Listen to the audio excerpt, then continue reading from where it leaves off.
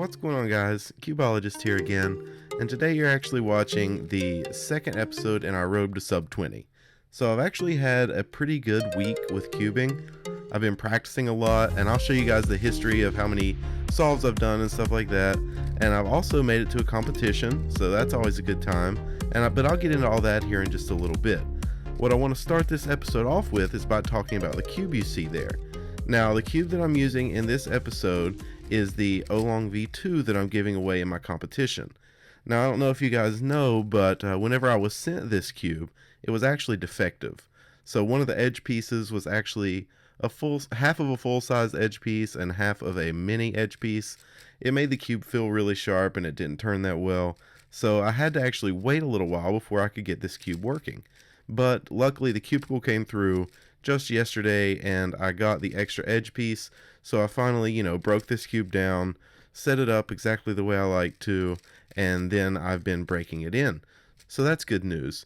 A lot of people have actually asked me to do a review on this puzzle, but I don't think it's really necessary. Everybody knows what the Oolong's like, and the Oolong V2 isn't much different. It's just a feel difference.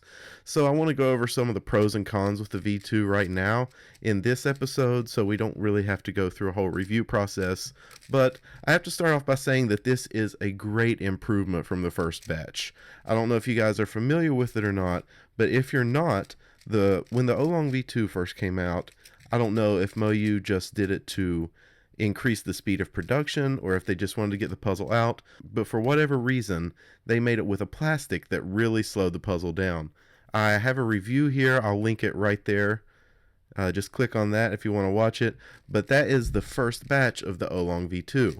Now, when I got this puzzle, I was super excited for it because I really have liked the Oolong since I got my first one, and this was a big letdown.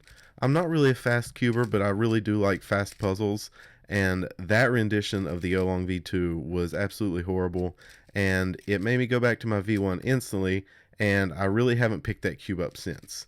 But with this newer plastic and the actual second batch of the V2, it's a really good puzzle. Now, I will say that I still prefer the bubbly feel of the V1, probably just because I'm used to it at this point. I've done more solves on that cube probably than any other puzzle I've ever owned. So I really do like the feel of the V1, or I'm just more used to it. Either way, I'm going to stick with it, but this is a really good puzzle, and I'm really impressed with it. I really don't have anything bad to say about it. It cuts corners really well. I still get the occasional corner twist, but definitely less than on my V1. It's like 1 out of every 50 solves on this, and I probably get 2 or 3 on my V1. But that's not that big of a deal. And I would definitely recommend this cube to any cuber. And as I'm sure you guys are aware, a lot of really fast people use this, and I actually get a really good average with this puzzle. I was really happy with the consistency on this average of 12, and it's really close to my PB. So I had actually done probably, I don't know, 60 or 70 solves when I recorded this, so I was really warmed up, and I didn't really have any excuse not to get good solves, but definitely make some mistakes as usual. But on to my week. I'm going to put a graphic up on the screen when the average is done to show you guys, how many solves I did. I think it was like 660, 650, something like that throughout the week. I don't know if it's just this series that I'm doing or maybe I've just been inspired to get better, but for one reason or another, I'm actually practicing a little more, and you can definitely tell. I went to the Virginia Open this last Saturday, which was awesome, by the way. I'll put a link to that right here. Just click on that if you want to watch it. If you didn't get to see that, I did just a short video of some solves. I did all my solves. I got Drew Brad's world record in there on the Pyraminx. It was a really good time. But yeah, check that out if you want to. But if you don't, that's fine.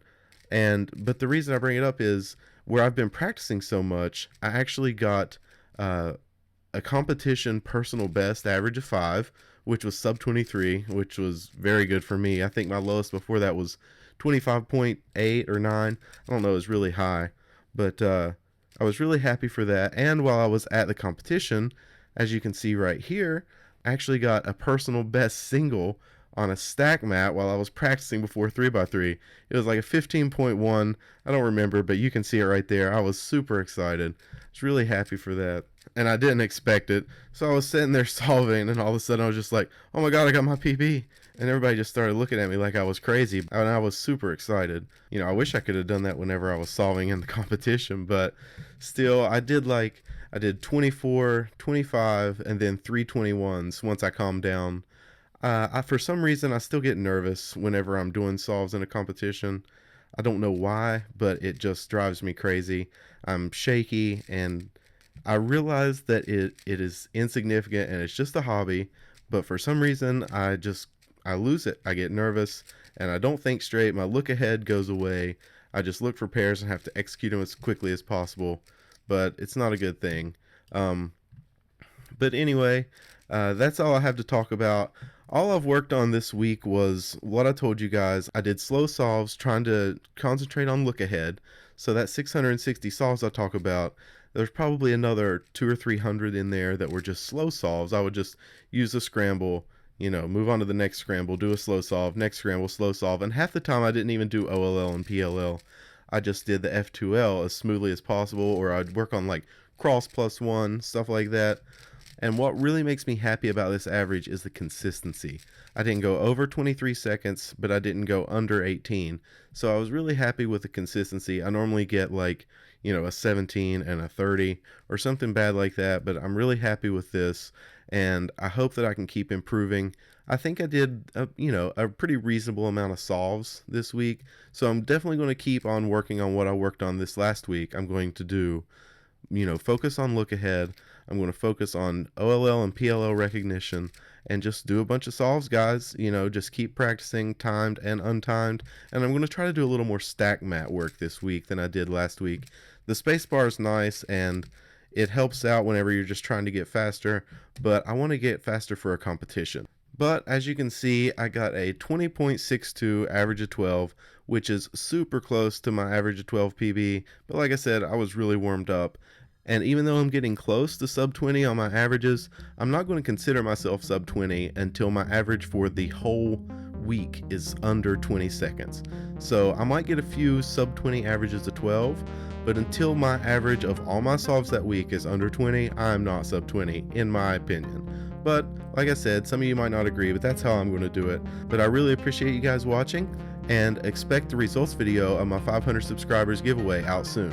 See you later, guys. Bye.